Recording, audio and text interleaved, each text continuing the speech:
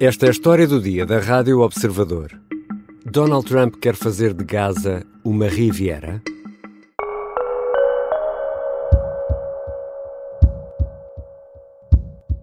And I don't want to be cute, I don't want to be a wise guy, but the Riviera of the Middle East, this could be something that could be so bad, this could be so magnificent. But more importantly than that is the people that have been absolutely destroyed, that live there now, can live in peace in a much better situation because they're living in hell. A fechar a conferência de imprensa conjunta com o primeiro-ministro de Israel na Casa Branca, Donald Trump deixou o seu sonho para a faixa de Gaza, transformá-la numa espécie de Riviera do Médio Oriente. O presidente dos Estados Unidos anunciou ao final da noite de terça-feira, hora portuguesa, a ideia de ocupar a faixa de Gaza e reconstruir, tendo em vista um povoamento internacional e deslocando por isso os palestinianos para outros países como o Egito ou a Jordânia. Ao lado de Trump, nessa conferência de imprensa, estava Benjamin Netanyahu, que afirmou que nunca houve ninguém tão amigo de Israel na Casa Branca. Este plano do presidente dos Estados Unidos é execuível? Esta é uma das perguntas para Ana Santos Pinto, professora universitária, especialista em relações internacionais. Eu sou o Ricardo Conceição e esta é a história do dia de quinta-feira, 6 de fevereiro.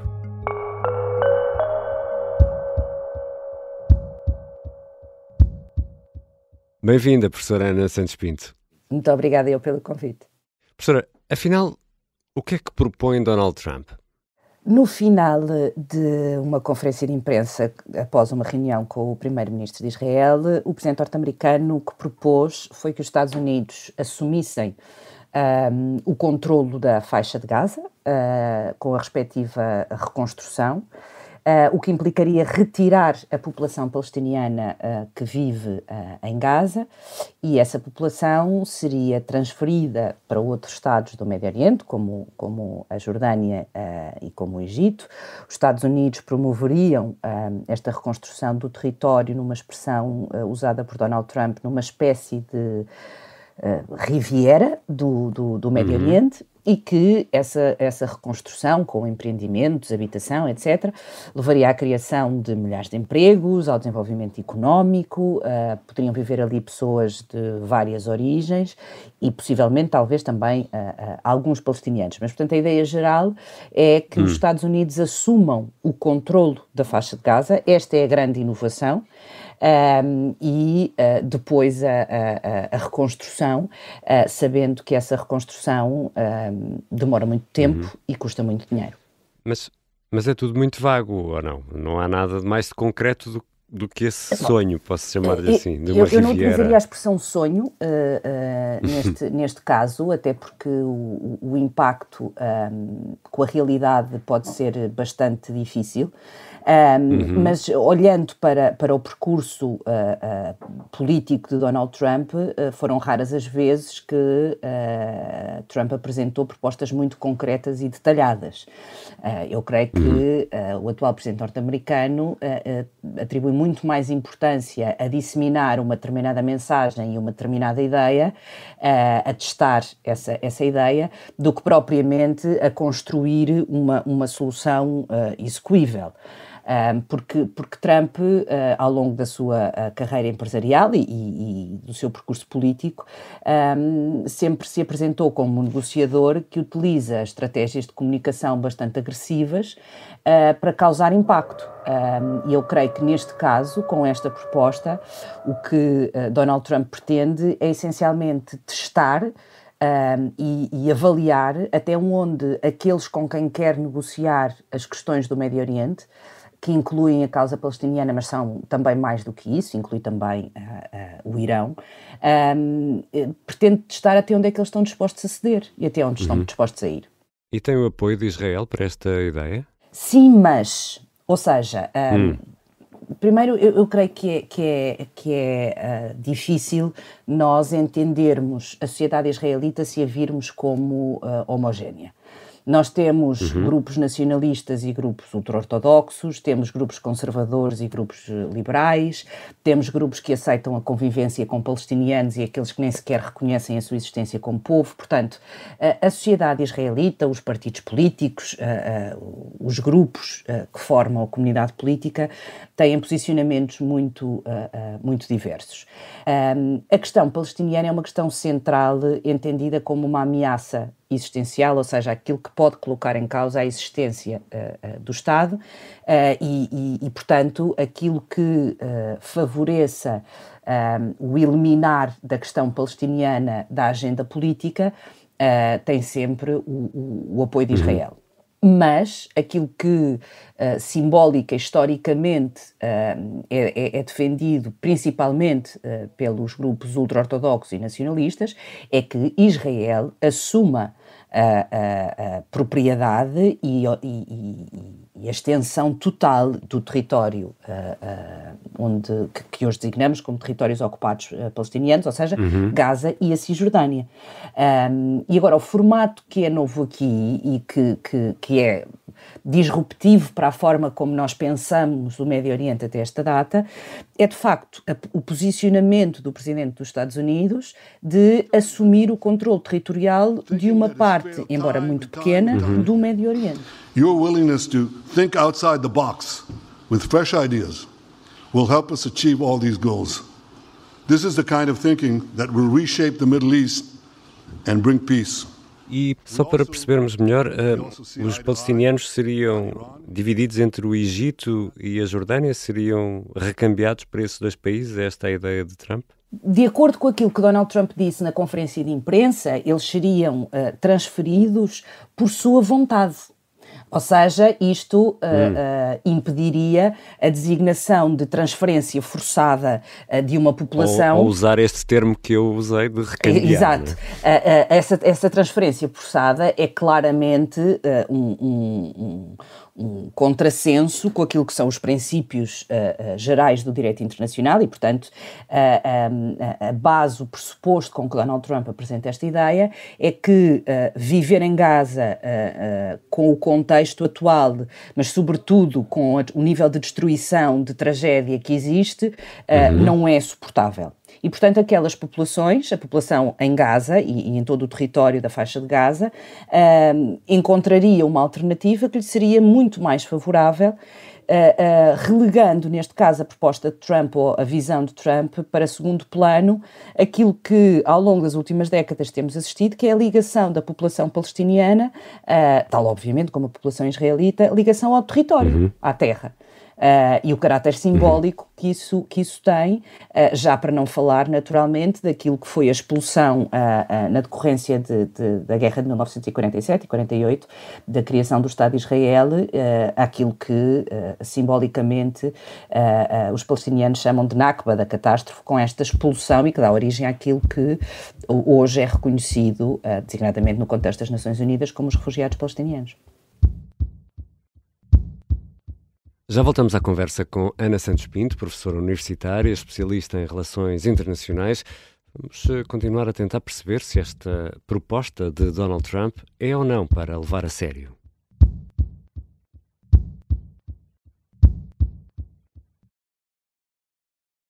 Deixem-me só aproveitar o intervalo da história do dia para deixar aqui uma sugestão. Ouvir o Contracorrente, um podcast da Rádio Observador. De segunda a sexta, o José Manuel Fernandes e a Helena Matos convidam especialistas, comentadores, para discutir um tema, em regra, da atualidade. É uma conversa sempre profunda, esclarecedora, sempre surpreendente também, sobre temas que às vezes julgamos conhecer ou outros que não conhecemos mesmo. O Contracorrente é um podcast da Rádio Observador e está disponível nas principais aplicações de podcast de segunda a sexta. Basta clicar em seguir e assim não perde um episódio. Agora, vamos à segunda parte da história do dia.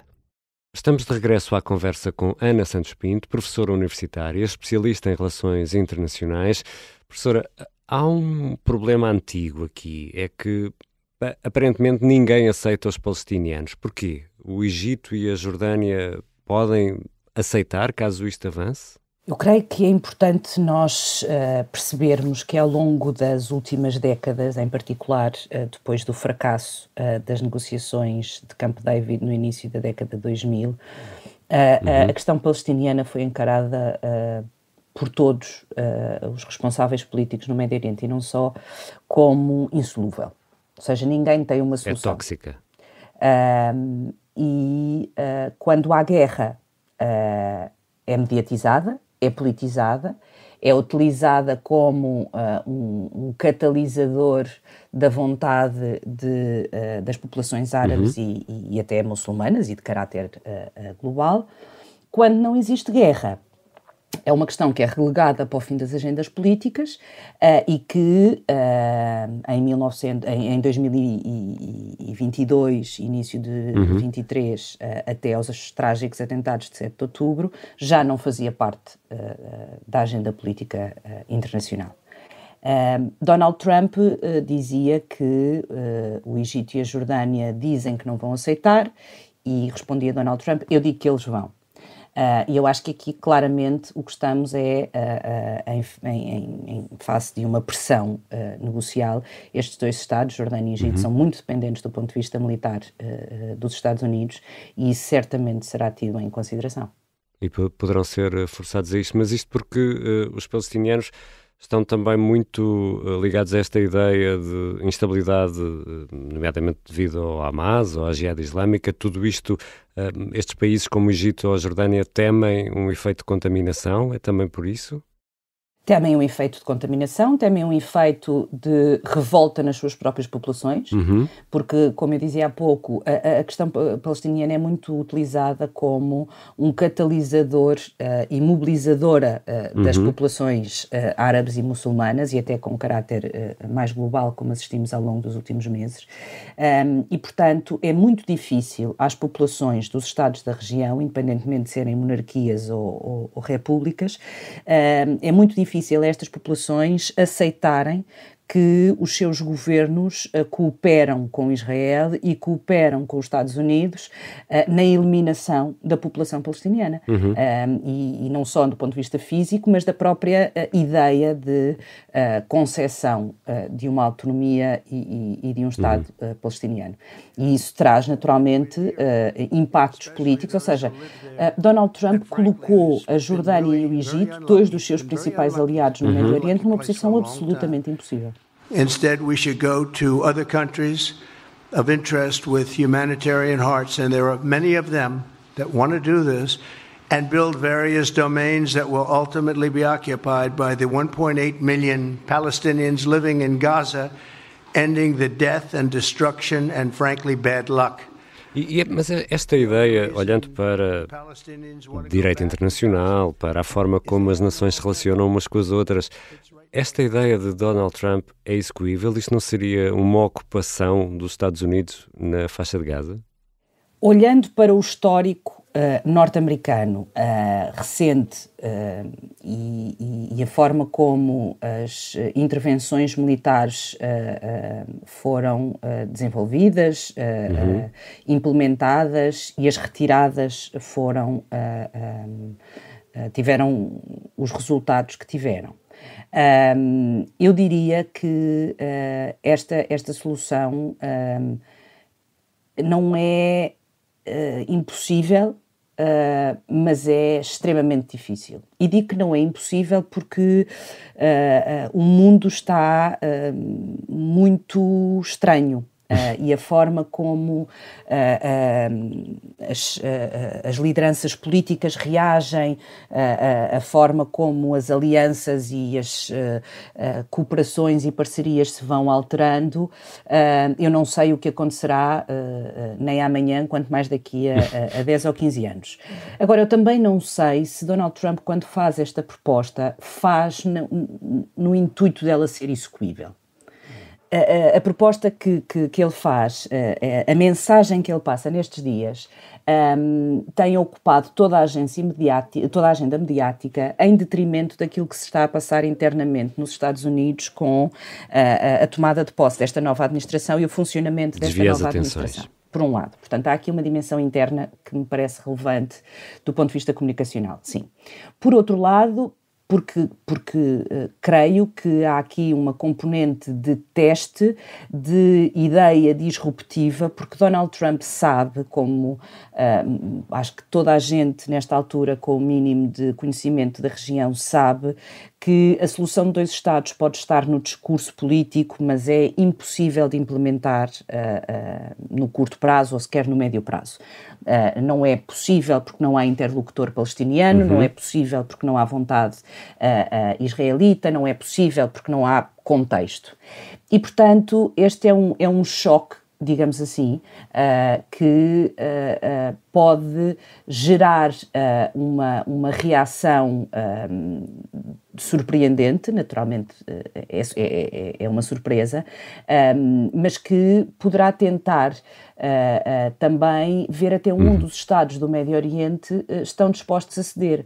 Porque Donald Trump sabe que a reconstrução de Gaza vai durar muito mais do que o seu mandato, sabe que vai custar milhares de milhões de dólares e que ele não a vai pagar, e também sabe que o empenhamento dos Estados do Médio Oriente, em particular dos países do Golfo, tem sido muitíssimo reduzido naquilo que é a resolução da questão palestiniana.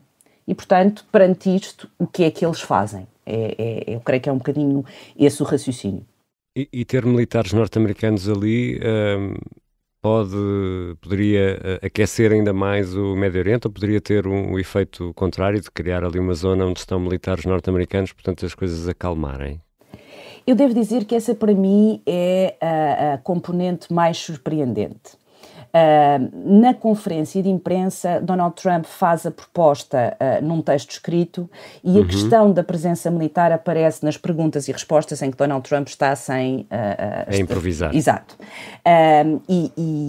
E eu creio que era muito difícil, considerando aquilo que é a sua posição em relação às intervenções militares norte-americanas, em relação àquilo que é a própria prioridade do ponto de vista do financiamento e das despesas. Era muito difícil a Donald Trump defender uma presença militar num território como Gaza. E, portanto, essa pareceu-me ser a componente mais contrassenso, se isto é possível, de todo este cenário. Agora, independentemente daquilo que seja este posicionamento do ponto de vista militar, eu acho que é mais importante perceber o impacto que vai ter para já na implementação do acordo de cessar-fogo e da troca de reféns, se Exato. O Hamas vai resistir à provocação ou não, se vai manter os compromissos ou se vai reagir, e principalmente porque a segunda fase do acordo, conforme estava previsto, centrava-se na definição do modelo político para Gaza. Ora, se os Estados Unidos assumem a responsabilidade de Gaza, então esta definição do modelo político perde um bocadinho o sentido na forma como tinha sido pensado. E isto sim acontece nas próximas semanas.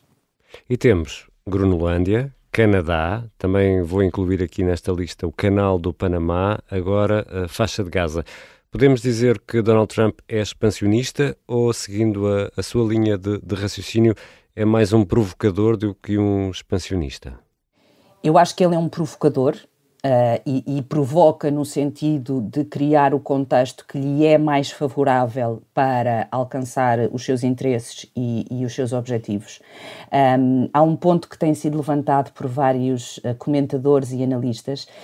Donald Trump não consegue superar o facto de Barack Obama ter vencido o Prémio Nobel e ele quererá uma coisa dentro desse género. Não sei se isto está na mente ou não de Donald Trump, mas eu fiquei muito marcada no discurso de a tomada de posse de Donald Trump pela praticamente a última frase, em que ele diz que os Estados Unidos serão uma nação em crescimento, mas sobretudo uma nação que expande o seu território, constrói novas cidades. Isto é uma declaração expansionista que é feita no discurso de tomada de posse do presidente norte-americano. Eu acho que nós não podemos desvalorizar as declarações do Presidente dos Estados Unidos. Não é prudente não levar a sério, porque ele é o principal responsável político de uma das maiores potências do mundo, com um enorme poder do ponto de vista político, militar, diplomático e económico. E, portanto, é importante perceber o que é que Donald Trump quer e se a expansão territorial implicar mais recursos e uma maior capacidade de intervenção e de cumprir os seus objetivos, eu acho que ele tentará fazê-lo. Obrigado, professora Ana Santos Pinto. Obrigada a ele. Ana Santos Pinto é professora universitária, especialista em relações internacionais. Esta foi a História do Dia. A sonoplastia é do Bernardo Almeida, a música do genérico do João Ribeiro. Eu sou Ricardo Conceição. Até amanhã. Se gostar deste podcast, pode seguir, dar 5 estrelas e comentar o episódio na Apple Podcasts ou no Spotify. Pode também subscrever e gostar no YouTube. Assim recebe uma notificação sempre que houver um novo episódio.